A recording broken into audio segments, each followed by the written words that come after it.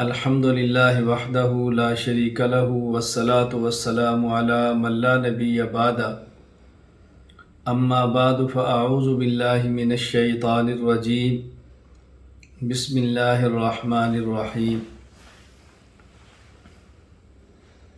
الحمد للہ رب العالمین الرحمن الرحیم مالک یوم الدین ایاک نعبد و ایاک نستعین اہدنا الصراط المستقیم صراط الذین انعمت علیہم غیر المغضوب علیہم ولا الضالین اللہم صلی علی محمد وعلی آل محمد کما صلیت علی ابراہیم وعلی آل ابراہیم انک حمید مجید اللہم بارک علی محمد وعلی آل محمد کما بارکت علی ابراہیم وعلی آل ابراہیم انک حمید مجید۔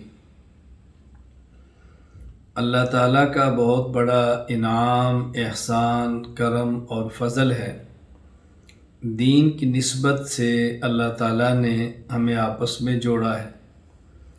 دنیا میں جتنے رشتے ہیں سب سے مضبوط رشتہ دین اور ایمان کا ہے۔ رسول اکرم صلی اللہ علیہ وسلم نے ارشاد فرمایا، المسلم اخو المسلم، مسلمان مسلمان کا بھائی ہے۔ یہ جو دین کی بنیاد پر رشتہ ہے یہ مضبوط ترین رشتہ ہے۔ یہ رشتہ دنیا میں بھی کام آئے گا، موت کے بعد بھی کام آئے گا۔ اللہ تعالی ہمارے اس تعلق کو مزید مستحکم اور مضبوط فرما دے۔ دین کی بنیاد پر جو تعلقات ہوتے ہیں وہ بہت پختہ اور مضبوط ہوتے ہیں۔ جو دنیاوی اغراض کی بنیاد پر تعلق ہوتے ہیں وہ بہت کمزور ہوتے ہیں۔ چونکہ دین قوی ہے تو دین کی بنیاد پر تعلق بھی قوی ہوتے ہیں۔ دنیا کمزور اور ضعیف ہے تو دنیا کی بنیاد پر تعلقات بھی کمزور اور ضعیف ہوتے ہیں۔ اصل رشتے دین، اسلام اور شریعت کی بنیاد پر ہے۔ رسول اکرم صلی اللہ علیہ وسلم کی ایک حدیث ہے، آپ نے ارشاد فرمایا، سبعۃ یظلھم اللہ فی ظلہ یوم لا ظل الا ظلہ۔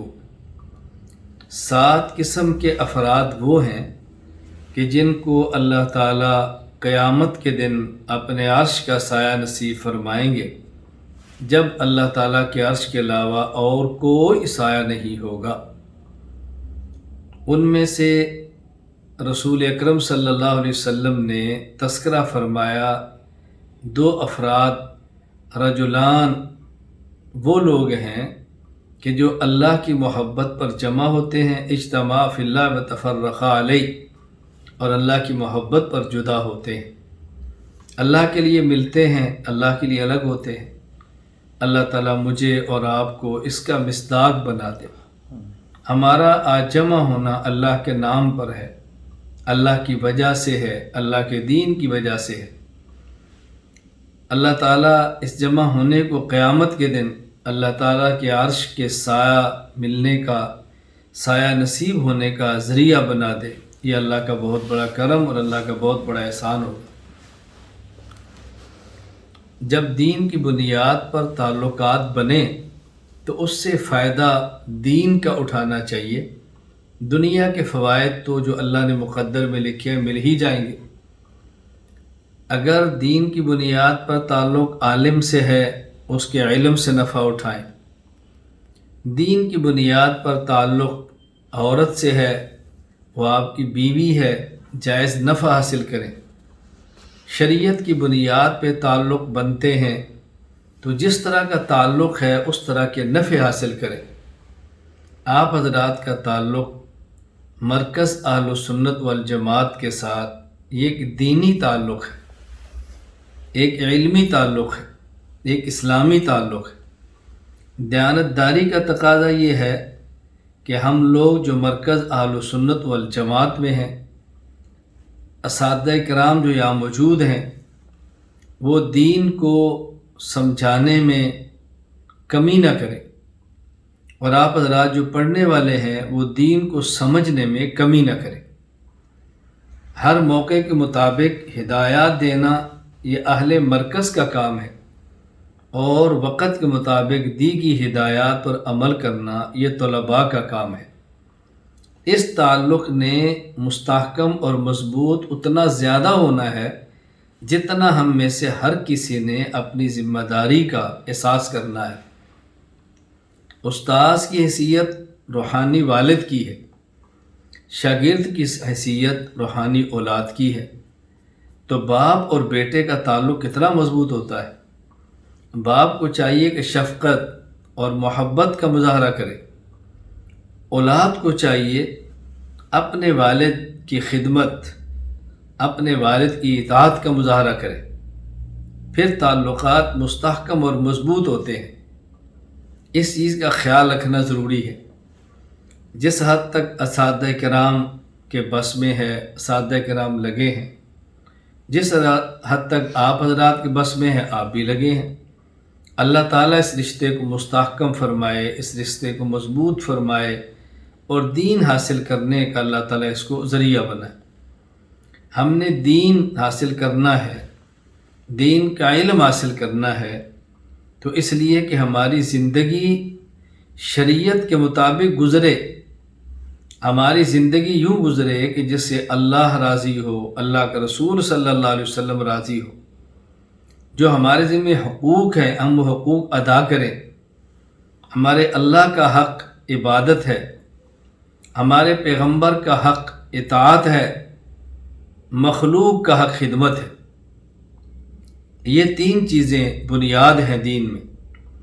اللہ کو راضی کرنا ہے اللہ کی عبادت کر کے، اللہ کے حبیب صلی اللہ علیہ وسلم کو راضی کرنا ہے ان کی اطاعت کر کے، اللہ کی مخلوق کو راضی کرنا ہے ان کی خدمت کر کے۔ خادمانہ ہم مزاج بنائیں، مخدومانہ مزاج نہ بنائیں۔ اللہ رب العزت کی عبادت تو کرنی ہے۔ اللہ رب العزت کی عبادت کا معنی یہ ہے کہ جس وقت جس جگہ جو اللہ کا حکم ہو اس کو ماننا ہے اور اس پر عمل کرنا ہے، یہ اللہ کی عبادت ہے، یہ ہمارے ذمے ہے۔ اللہ تعالیٰ کیا چاہتے ہیں؟ میں آج بازار جا رہا تھا، ہم 2 آدمی گاڑی میں بیٹھے تھے، میں اپنے ساتھ بیٹھنے والے ساتھی کو یہ بات مفتی صاحب کو سمجھا رہا تھا کہ دیکھیں ہم بازار میں نکلے ہیں، بازار میں خواتین بھی ہیں، نامحرم ہیں، اللہ کا حکم ہے یغضوا من ابصارہم، اپنی آنکھ کو جھکائیں اور نامحرم عورت کو نہ دیکھیں۔ ہم یہ نہیں کہہ سکتے کہ ہمارے دل میں تو ان کے بارے میں کوئی ناجائز خواہش نہیں لہٰذا دیکھ لیں۔ دل میں خواہش آئے یا نہ آئے، اللہ کا حکم ہے کہ نامحرم کو نہیں دیکھنا، بس نہیں دیکھنا، اللہ کا حکم ہے۔ اسی کا نام عبادت ہے۔ اللہ تعالیٰ کا جو حکم ہے اس کو مانیں اور اس پر عمل کریں، یہ اللہ کی عبادت ہے۔ اس میں جی چاہنا اور جی کا نہ چاہنا، دل کا لگنا اور دل کا نہ لگنا، یہ دونوں برابر ہیں۔ دل لگے تب بھی عبادت، دل نہ لگے تب بھی عبادت، جی چاہے تب بھی عبادت اور جی نہ چاہے تب بھی عبادت۔ انسان کی کیفیت ہمیشہ ایک جیسی نہیں رہتی، انسان کی دل کی کیفیت بدلتی رہتی ہے۔ کبھی دل کی کیفیت ایسی ہوتی ہے، عبادت میں لطف آتا ہے، سرور آتا ہے، آنکھوں سے آنسو گرتے ہیں اور عبادت میں لذت محسوس ہوتی ہے، اور کبھی طبیعت ایسی ہوتی ہے اور دل کی کیفیت ایسی ہے کہ عبادت بوجھ محسوس ہوتی ہے، آنکھ رونے کے لیے تیار نہیں ہوتی، زبان ساتھ نہیں دیتی، قلب متوجہ نہیں ہوتا، مانگنے کو اللہ تعالیٰ سے دل نہیں کرتا۔ صوفیاء کی اصطلاح میں ان 2 کیفیتوں کا نام ہے بسط اور قبض۔ بسط کا معنی سینہ کھلا ہے، لطف آ رہا ہے، سرور مل رہا ہے، طبیعت میں بشاشت ہے، اور قبض کا معنی لطف بھی نہیں آ رہا، سرور بھی نہیں آ رہا، طبیعت بجھی ہوئی ہے، دل آمادہ نہیں ہوتا۔ عبادت کے لیے دونوں حالتیں یکساں ہیں، ہر حال میں عبادت کرنی ہے، ہر حال میں عبادت کرنی ہے۔ حکیم الامت مجدد الملت مولانا اشرف علی تھانوی نور اللہ مرقدہ کو حضرت کے ایک مرید نے لکھا کہ حضرت عبادات میں مزہ نہیں آ رہا۔ حضرت نے بطور مزاح فرمایا کہ مزہ مزی میں ہے، عبادات میں نہیں ہے۔ مقصد کیا تھا کہ ہم عبادات لذت اور مزے کے لیے نہیں کرتے، عبادات تو اللہ کا حکم سمجھ کر کرتے ہیں۔ بلکہ میں ایک بات عرض کیا کرتا ہوں، اگر دل میں بشاشت ہو، قلب میں انشراح ہو، انسان پر سرور کی کیفیت ہو، لطف آ رہا ہو تو عبادت آسان ہے، اور یہ کیفیت نہ ہو تو مشکل ہے۔ تو عبادت تو امر تکلیفی ہے، تکلیف یہ کلفت سے ہے، مشقت سے، یعنی یوں اللہ کی عبادت کرنا کہ انسان کو مشقت اٹھانی پڑے۔ تو مشقت تو تبھی ہوتی ہے جب راحت محسوس نہ ہو، ورنہ مشقت کس بات کی؟ اصل تو عبادت ہے ہی وہ کہ طبیعت نہ چاہے پھر بھی کرے۔ رمضان مبارک، گرمی کا مہینہ، اسباب موجود نہیں، گرمی بہت سخت ہے، پیاس لگ رہی ہے، بھوک لگ رہی ہے، روزہ پھر بھی رکھنا ہے، یہ ہے روزہ۔ اور اگر پیاس بھی نہ لگے، بھوک بھی نہ لگے، پھر روزہ رکھیں، روزہ تو پھر بھی ہے، لیکن ظاہر ہے دونوں روزوں میں کتنا فرق ہے۔ یہ بات اچھی طرح ذہن نشین فرما لیں۔ ہمارے بہت سارے احباب یہ بات فرمایا کرتے ہیں، بس مولانا صاحب دعا کریں، آج کل عبادت میں مزہ نہیں آ رہا۔ میں نے کہا مزہ نہیں آ رہا، پھر کیا ہوا؟ عبادت کی توفیق مل رہی ہے، اصل تو یہی ہے، عبادت کی توفیق مل رہی ہے، اصل تو یہی ہے۔ یہ بہت بڑا اللہ کا کرم ہے، بہت بڑا اللہ کا احسان ہے، بہت بڑا اللہ کا احسان۔ اللہ ہمیں یہ بات سمجھنے کی توفیق عطا فرمائے۔ ایک تو اللہ کی عبادت کرنی ہر حال میں، جس وقت جس جگہ جو اللہ کا حکم ہو اس کو ماننا اور اس پر عمل کرنا، یہ اللہ کی عبادت ہے۔ اللہ تعالیٰ اسی سے خوش ہوتے۔ رسول اکرم صلی اللہ علیہ وسلم کی اطاعت کرنی ہے، یعنی اللہ کا حکم جس جگہ اور جس وقت آئے، یہ دیکھنا ہے کہ اس جگہ اس وقت ہمارے پیغمبر کا طریقہ کیا ہے۔ عبادت اللہ کی ہے، طریقہ رسول اللہ صلی اللہ علیہ وسلم کا ہے۔ عبادت خدا کی ہے، طریقہ مصطفیٰ کا ہے صلی اللہ علیہ وسلم۔ اللہ کے نبی اس اطاعت سے خوش ہوتے ہیں، اور حضور کی خوشی سے اللہ خوش ہوتے ہیں، اللہ راضی ہوتے ہیں، اللہ اعلان محبت فرماتے ہیں، قُلْ إِن كُنتُمْ تُحِبُّونَ اللَّهَ فَاتَّبِعُونِي يُحْبِبْكُمُ اللَّهُ۔ فرمایا کہ تمہیں میری محبت کا دعویٰ ہے، میرے پیغمبر کی اتباع کرو، اللہ تمہیں اپنا محبوب بنا لے گا۔ تو رسول اکرم صلی اللہ علیہ وسلم کو اطاعت سے راضی کرنا ہے، اللہ کے نبی صلی اللہ علیہ وسلم کی اطاعت کرنی ہے۔ طریقہ کیا ہے؟ اللہ کے پیغمبر کا۔ اس لیے جب ہم نے کلمہ پڑھا تو ہمارے کلمے کے دو جز ہیں، لا الہ الا اللہ محمد الرسول اللہ صلی اللہ علیہ وسلم۔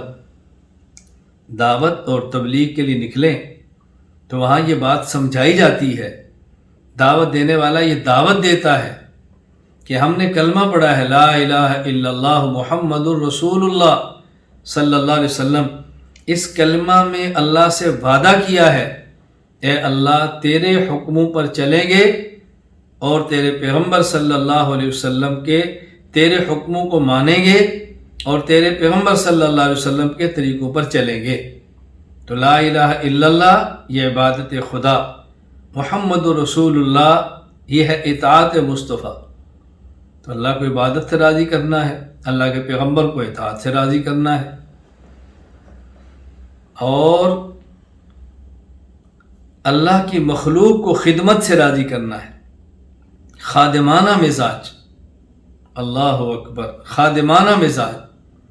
والد اس کا حق ہمارے اوپر کیا ہے؟ یہ اس کی خدمت۔ والدہ اس کا حق ہمارے اوپر کیا ہے؟ یہ ان کی خدمت۔ بیٹا اس کا ہمارے اوپر حق کیا ہے؟ یہ اس کی خدمت۔ بیٹی اس کا حق ہمارے اوپر کیا ہے؟ یہ اس کی خدمت۔ بہن ہمارے اوپر اس کا حق کیا ہے؟ یہ اس کی خدمت۔ بیوی اس کا ہمارے اوپر حق کیا ہے؟ یہ اس کی خدمت۔ استاذ ان کا ہمارے اوپر حق کیا ہے؟ ان کی خدمت۔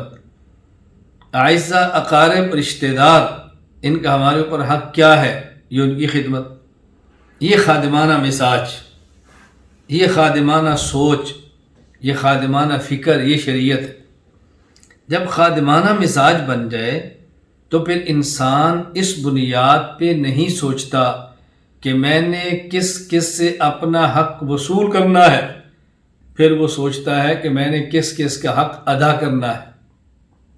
گھروں میں، خاندان میں، سوسائٹی میں فساد تب شروع ہوتا ہے جب حقوق مانگے جاتے ہیں، حقوق وصول کیے جاتے ہیں، جب خدمت کرانے کی بات کی جاتی ہے، اور جب حق دیے جاتے ہیں، حق دینے کی بات کریں، خدمت کرنے کی بات کریں، پھر فساد اور لڑائی اور جھگڑا نہیں ہو سکتا۔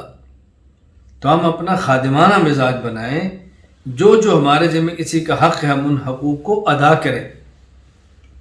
تو میں یہ بات سمجھا رہا ہوں، ہمارا تعلق اللہ کے لیے ہے، اللہ کے نام پر ہے، اللہ کی ذات کی وجہ سے ہے۔ ہمارے اس تعلقات کو مستحکم ہونا چاہیے۔ ہم دین کا علم سیکھیں، شریعت کا علم سیکھیں، اس کے مطابق عمل کریں۔ دین میں جو بنیادی چیزیں میں عرض کر رہا ہوں، اللہ کو راضی کرنا ہے عبادت سے، اللہ کے رسول صلی اللہ علیہ وسلم کو راضی کرنا ہے اطاعت سے، اللہ کی مخلوق کو راضی کرنا ہے خدمت سے۔ ہم یہ اپنا مزاج بنائیں۔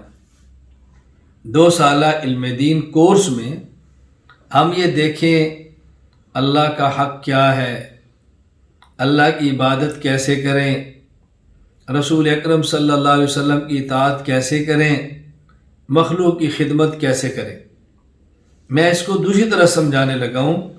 ہم اس 2 سالہ علم دین کورس میں یہ بات سمجھیں کہ اللہ کے احکام کون کون سے ہیں۔ ہم 2 سالہ علم دین کورس میں سمجھیں رسول اکرم صلی اللہ علیہ وسلم کی مبارک سنتیں اور آپ کے مبارک طریقے کیا ہیں۔ ہم یہ 2 سالہ علم دین کورس میں سمجھیں، ہم اس کو سمجھیں اور پڑھیں کہ ہمارے اوپر کس بندے کے حق کیا ہیں۔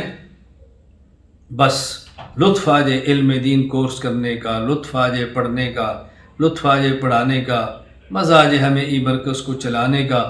آپ یقین فرمائیں، اللہ گواہ ہے، میں دعائیں مانگتا ہوں اساتذہ کرام کے لیے جو پڑھاتے ہیں، اور دعائیں مانگتا ہوں رات کو اٹھ کے ان کے لیے جو پڑھتے ہیں کہ یا اللہ ہم سب کو قبول فرما لے، یا اللہ ہم سب کو قبول فرما لے، یا اللہ تو ہم سب کو قبول فرما لے۔